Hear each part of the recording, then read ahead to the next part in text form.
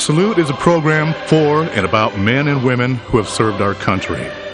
Our program includes news about the laws that affect veterans, information on benefits and services, and news from veterans organizations. And now, our host, Bob Peters. Hello, I'm Bob Peters, and welcome to Salute. My guests today are two of the greatest generation, and I'm very proud to say friends of mine. One is Bob. Say your last name for me, Bob. Bob Pospisil, Pospisil. Okay. And Frank? Stasium, just like stadium. Take the D out and put an S in there. Okay. Well, Frank served in the U.S. Army during World War II, and you remember December 7th? Yes. Where were you? I was in high school. You were in high school? Yes. And when you went into service in 42? In 43. 43. I graduated high school in 42. And where did you go once you went in? I was drafted on December the 15th and took my basic training in Camp Walters, Texas, where they told us it was going to be sunny and we had 4 inches of snow on the ground. Yeah. I remember when I first went in, they told me we were going to have a GI party. I thought that was great till I found out what it was. And I did my right? And I did my basic training there. Went from there to Camp Robinson, Arkansas. From Arkansas, I went overseas on the Ile-de-France. And you were at the Battle of the Bulge? Yeah. I went into the Battle of the Bulge, into the Bloody Red One. Big Red One, yeah. Yes. And spent 2 years over there, but I was wounded in January 45 with my squad. 4 of us were wounded, and thank God one wasn't. He helped me all through the snow in a mile and a half to go to the MASH unit to where they operated on me. Yeah. Well, we thank you for your service, and I'm glad they did a good job on you. Glad you're back. When people talk about Battle of the Bulge, one of the things was the weather, wasn't it? I mean, yes. There was a lot of frostbite, right? Yes. Wet and snow and fog. And in Europe, you get a lot of snow, especially December and January and February. Yeah. So what can you tell me about the Battle of the Bulge? In history, it says there was a lot of young soldiers first starting out. They got to because this is when Germany started making their big push, right? Yes. And so tell us a little bit. Well, that was their last push. They were given just so much equipment, ammunition, petrol, and they were told, when you're finished that, you're on your own. And that was the last hurrah for them. But thank God we had forces to take and overcome them. If it wasn't, they would have run across the English Channel with no problem. Yeah. It was a very good thing for us. Yeah. And Bob, you went in where? You were from Ohio. Ohio. January 43, 17th of 43. I went to Camp Perry, Ohio. From there, I went to my basic training in Miami Beach, Florida. Took my induction there in what do they call it? Basic? Huh? Basic training? Yeah, basic training. And my oldest brother was down there in the Navy. He got to see me several times. And from there, I went to Amarillo, Texas. They put me in learning to work on B-17 airplanes. And while I was there, they kept calling for wanting aerial gunners. So I put in for aerial gunner. And they wouldn't take me because my right eye wasn't up to par. Anyway, we finished the school in there and went to Long Beach, California. And they called us up there, first got over there. and didn't kick me out again. So then the next time, just before we were ready to ship out of there, we went out and helped them fight a forest fire. And when we got back, they called for aerial gunners again. And I thought, now if I can read, my left eye was 20/20. If I could read that lowest line, memorize it with my left eye, which was 20/20, and memorize it, and when it go to the left eye or right eye, You are a rascal, yeah. and I got Isn't it. he? Yeah. Oh, both of you are, And really. many times after that, I said, "Why?"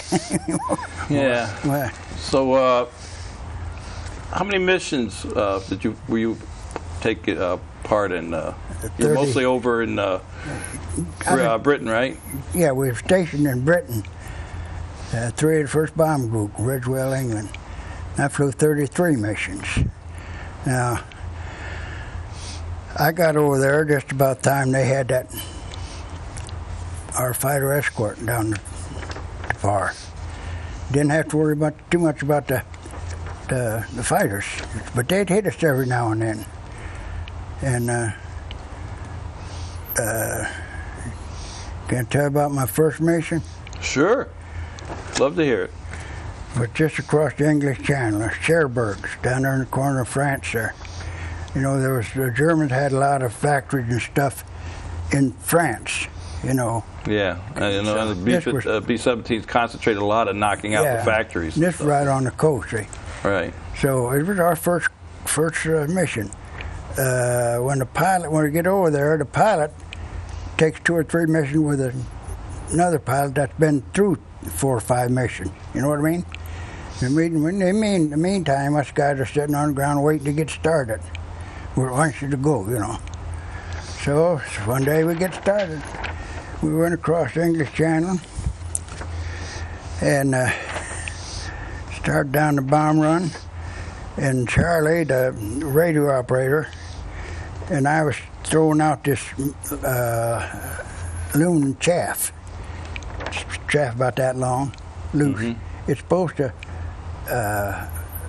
knock the German radar off.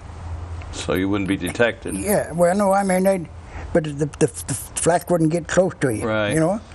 So anyway, we went down a bomb run, and by golly, we got in that back on that bomb run, and that flak was coming up something terrible. And I mean, right, that had us really done down. And I was flying left gun, and Charlie was waist. And we run out of chaff. In the meantime, Porky, the bombardier, hey, holler right over the intercom. Like I say, you don't talk on the bomb run. Well, we're going to get through that stuff. Look at that stuff. We're going to get shot down on the first mission. You know, just kept going. And the pilot says, shut up, Porky. And about that time, we run our chaff in the back. And Charlie looks over at me and says, Bob, go get some more chaff. And I looked at him. I thought to myself, well, who in the heck put you in charge? It's only about from over here to that tree there, you know. Yeah. I had my parachute on and a flak suit. I couldn't hardly move, you know. Yeah. So anyway, he finally cussed me out, and I went up and got it. I put on a walk-around bottle. You don't need a walk-around bottle to walk from here to there, you know what I mean?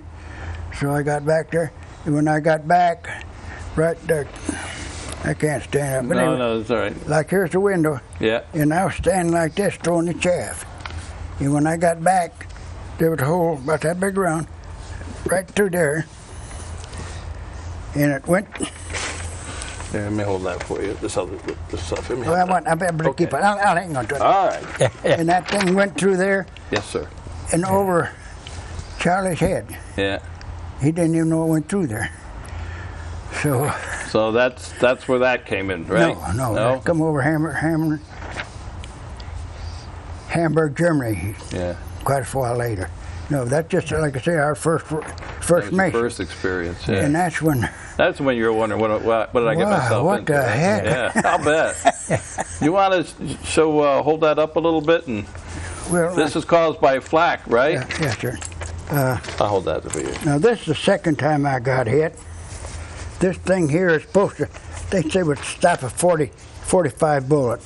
But it's really heavy, and it did stop that thing. But put a dent right in there, and it gave me a knot on my head. I was flying top turret. And the first time I got hit, it was the first time I checked out as flight engineer. Going out to the ship, everything was ready. We just have to go out there and check it out a little bit. I grabbed a drug field artillery helmet and got out there. Okay, and we took off, got over enemy territory, and pilot cut in and said, "Put your stuff on." And anyway, I got my top turret with that helmet on, and I couldn't hardly move my head around. It's real cramped up there. Yeah. Yeah, see? So as I was running around with my guns, I see the guys in the other plane were flying tight formation. See, they're putting their helmets on. Yesterday was a milk run. The same target, Munster. Didn't have hardly any flak. So I figured, well, maybe it'll be the same today. Anyway, I kept swinging with see those guys put their helmets on. I said, now maybe I better put mine on. I think so, yeah. I come down on and I got back up there. I no sooner got back up in there, a piece of flak that rang that bell on that thing. It didn't hit as hard as this, but it would have hurt me. I don't know. Yeah. That's my first mission. Yeah. Okay, let me take a rest. Well, it's a half-hour show, you know. Yeah. Bob, there's an incident that I had. After the fog lifted, there was... Are we talking about the bulge? The bulge. Yeah. This is the bulge. And what was happening, the fog lifted, and we had a dogfight over the top of us. And the American P-51 took out the Messerschmitt. And then finally, all of a sudden, tanks are coming by past our foxholes. And my buddy said to me... And they weren't ours. No. They were 88. So we were looking at them, and they can't see us because we're down in our foxhole. And my buddy said, hey, look at that tank. It stopped right below us. And he looked at me. He says, what do you think, Frank? Shall we go and take them? I says, I think you're nuts. But well, let's go. So we both had hand grenades. So we went to the back of the tank, which they can't see. Mm-hmm. So he went to the left side, I went to the right side, and they had the hatch open, which was Bad move okay on their for part. us. Yeah, good for you, So bad we for them. both climbed up on each side of the tank, and we both counted to 5 and dropped the hand grenades inside the tank. And we blew that, whoever was in there, and you never smelled anything so rotten as dead, burnt flesh. Well, that's the unfortunate part of war, but it's we're glad you guys you made it and back. Luckily we got away and nothing else. Yeah, you received the Purple Heart, and Yes. you got any other? You awarded? Oh yeah, I got. I had about seven medals. I had the Rifleman's Badge, Good Conduct, European, the Battle of the Bulge.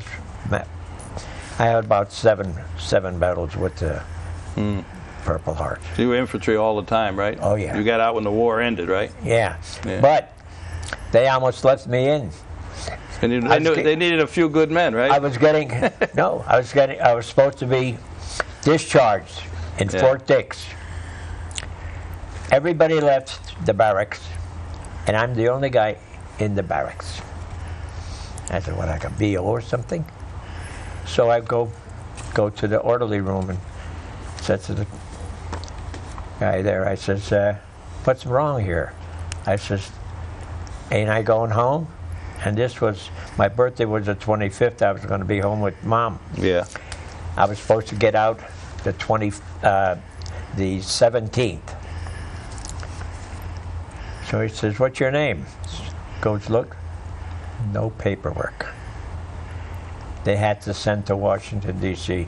to get my paperwork. I didn't get out until the 26th of June, after my birthday. And that was the end. Well, they were losing paperwork back then, too. Yeah. Huh? Yeah. Unbelievable. Well, But it was, had a couple of nice experiences in Switzerland. And this is family show now. After the war was over. Okay, well, we're going to go back to the... Yeah, well, they We're going to go back to the whatever. B-17 a little bit here. Yeah. Bob, I found this flyer I had here, and there's some very interesting things about the B-17. Its range was 2,000 miles. It carried a 5,000 pounds bomb load, and its top speed was like 290 miles an hour. You think today's commercial planes fly like 600 miles an hour, and the SR-71 Blackbird, which was a spy plane, could fly from the East Coast to the West Coast a little over an hour. It had to be a long time sitting in those on those flights, huh? Were they like 5-6 hours, or? Oh yeah, if you had an engine shot out, you're on 3 engines. A couple of times we had the third engine knocked out, and then the second one wasn't putting out all the way. So one time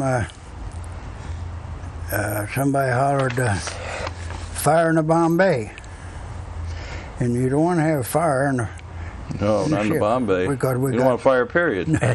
We got oxygen and everything. Yeah. Now, the bombs was all gone. We dropped the bombs.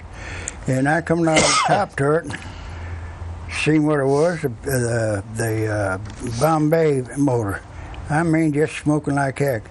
So the fuse box is just to the right going in, and I pulled the fuse box, the fuse out, and then went on there. And then another time, I've got to bring this up. This here tickles me. We dropped our bombs, and the bombardier, the ball turret gunner could see up in there, see whether they all dropped out or not. And the radar operator, all they do is open the door and look, see if they all dropped out. And the bombardier, young punk, about the same age I was, 20 years old. And this is another thing. A lot of people don't realize that the pilot and all the crews during World War II, they were all like under 30 years or younger. Oh, yeah. They weren't, you know... definitely. And they had to have some fast training for you guys, especially in the infantry. I was just 19 when I went over.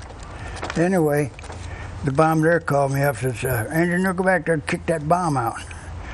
And I wanted to tell him, "You go. You're the bombardier. Who? It's your bomb, not mine."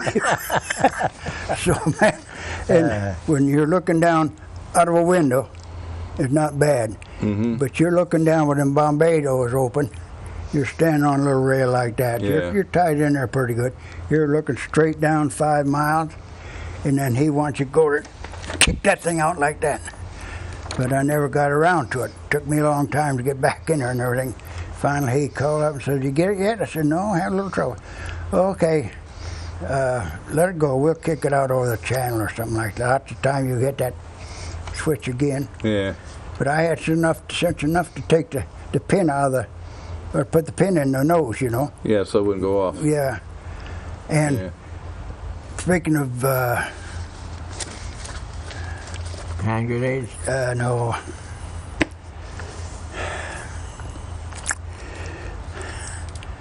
What were you in the what? Battle of the Bulge. Yeah, Battle of the Bulge. Yeah. 4 foot of snow. It was snowing, cold, fog. Yeah, you told me this before. Yeah, we couldn't get off. I haven't told him yet. Yeah, we couldn't get off to go there to help them. Yeah, they wanted to get over to help you, but the weather was so bad. Yeah, they couldn't come over. Yeah. It was for so now you meet several years later, right? For about 8 days, we had fog over the top of it, and all we did was listen, so the Germans couldn't come in and kill us in our foxholes. We had to keep alert all the time, and that was worse than fighting. You never knew. You'd hear a little noise, and you'd say, "Oh, oh." Yeah. And that that kind of got you shook up, you know. Hopefully you're not the next guy to go. And then when you start taking the hills after the fog is over, then that's another incident that transpires. But thank God we were lucky. Yeah, that tank was by itself. The rest of them left them. No, the tank that we did. Yeah, the one you took out. There were a whole row. All of a sudden, I don't know why they stopped, but that was in the force, and there were other tanks that came behind that, but there was nobody behind this tank. Must have been the last tank that went by. Oh, there must have been 20, 30 tanks okay, went so you by got the last one going by. We got the last one, and they stopped. I was wondering how you got out of there. There's someone, and me and my squad were wounded on this hill, 137. A tank came up and fired at us point blank to take the hill back again. And four of us were wounded, and thank God that one fellow wasn't wounded. He was able to help me for a mile and a half, picking my left leg up, which had shrapnel through the leg, and he had to pick it up to go over the 4 foot of snow. And thank God that saved my life. Otherwise, I would have bled to death. Yeah. Yeah. And I had, and the thing is, the night before, we were given new combat boots and white new camouflage outfits. Yeah. And that's when we went out to take the hill again. And when I got hit, my whole shirt was crimson red from back here. And the funny part of it was, God must have been looking after me, because it never, where I was hit, touched the bone. It hit here in the back of the ear, went through the cheek, and stopped in the crease. And I had it operated on inside my mouth for no scars. And they had double surgery on my leg, and never touched the bone in my leg either. Yeah, you were extremely lucky. They took out 2 parts of muscle out of my leg, and I was lucky. Well, the man upstairs. Actually, you were both lucky. You know, yes, the man upstairs. You're both here. still here. Yeah, we were 85 and 86, and when we're taking our training, they put us in crews in Louisiana, 10-man crews. They signed us 10-man crews. We're flying around the country, giving the navigator little experience, you know, flying from Louisiana like that, and we'd all getting a little used to flying around together. And one day they come to my berg and call my name out, and I said, "Who?" He says, "Get your gear ready and go so and so and so." I said, "What's going on?" He says, "What do you mean what's going on? How do you know? They don't tell me anything. Now get over there and do as you're told." Yeah. So anyway, Well, the only time in your life you did what you were told. Anyway, we had to, whether we liked it or not. Yeah. I got over there to the crew, and the radio, the left gunner, waist gunner, was acted strange on landing and takeoffs. So Lee, the pilot, didn't like that. So he wanted replacement. And out of all those guys in Louisiana, Alexandria, there was a big air base. They called my name out and put me on that crew. My old crew tried to keep me on there. We were still in training. Anyway, they put me on out of the crew. And, make a long story short, can I say something about buzzing my hometown going over? You're not going to get arrested, are you? Huh? No. You know, it's a no to buzz. Yeah. And fly real low over. Yeah. Yeah. So once they got us in plane, we flew over Lee Wilson's home. His mother lived there, little town. I mean, we flew that thing, and Jimmy could play back and forth. All the kids was up the windows in the schools, the horses and stuff around the edge, jumping up and down, you know. Anyway, I asked him if we got, the airline goes right over my hometown. We was flying to Bangor, Maine, taking the airway. And I said, would you bust my town if you could get, well, if we got time. Finally, we took off one day. Going along there, and the navigator said, "Hey, Bob," he said, "look out that left window. See if you know that town down below." I'd never been up in an airplane before. I didn't know what it looked like. So the pilot said, "Jimmy, why don't you let me know, let down sooner?" So anyway, we'll buzz a couple times. He'd come down there, and he called me up in the cockpit and showed me where to go. I showed him where to, right down the railroad tracks, because my folks had a bar right across from the depot. And I mean, come three passes with me. I see my dad and mother and this old Jim Sperling come out of that. There was a bar, a little bar. That's the only three people I seen there. That was so close and yet so far. Now, to finish this, and I'll shut up. We went over there. I got over there with this crew. I flew 12 missions, got hit by a truck. Can you feature that? Don't that seem a little odd? Well, yeah, yeah. Well, it wasn't a German truck. It was one of ours. So anyway, I was laid up for a while. Broke a leg and ankle and stuff like that. Mm-hmm. And while I was laid up, they asked me if I wanted to check out a flight engineer. I had flown 12 missions, and they had a short. So I said, yeah. They'd give me another stripe. Anyway, I flew with all kinds of different pilots all the time. But anyway, what I'm getting at, the crew that I went over with, we all finished our missions. This crew that they took me off of got hit over Calais, France, with a direct hit from an ACAC gun. He was lucky again. Yeah. And that just... And you know, we all have those kind of stories. You know, I mean, I had a quite similar thing. People ask me every now and then, do you ever have close calls? I said, well, anybody's getting shot at, they're going to have close calls. Yeah, but that's anyway, true. That's true. So I've been pretty lucky. Yeah. I found some interesting facts and figures in this brochure that I had, and I'd like to share them with you and the people watching. A B-17 shot down by Japanese Zeros on the way to Pearl Harbor was the first American combat loss of World War II. Did you know that? No. Well, they took out a flying fortress, a B-17, before they hit Pearl Harbor. Well, they didn't have any guns or anything either. I didn't believe that. Yeah. No. Yeah, the Boeing 299, the Flying Fortress prototype, first flew on July 28th in 1935. Yeah. That's when they first started flying them. Out. Yep. And the Air Force, the 8th Air Force, suffered more than 47,000 casualties in raids over Europe. A lot of the birds never come back. Oh yeah. You know. We lost 51. They had made 12,000 of them. Yeah. We had lost 50 over Schweinfurt the last day. Then that's when they started talking about having escort. Mm-hmm. And they got our escorter in P-51, P-47, and P-38. Yeah, the 47, 51 escorted them. They could escort anywhere we went. My next to last mission, this pilot, was his last mission. We bombed Brooks, Czechoslovakia, and that's a long haul. And we had all kinds of problems coming back.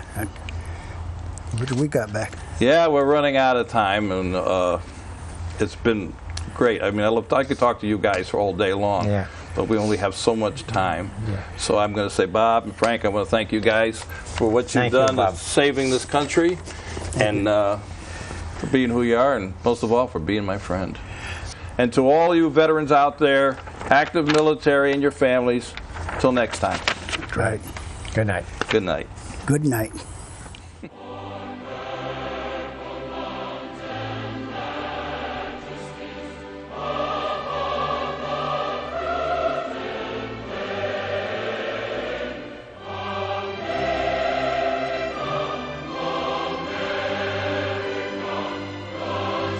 Let us know what you want us to present on our program.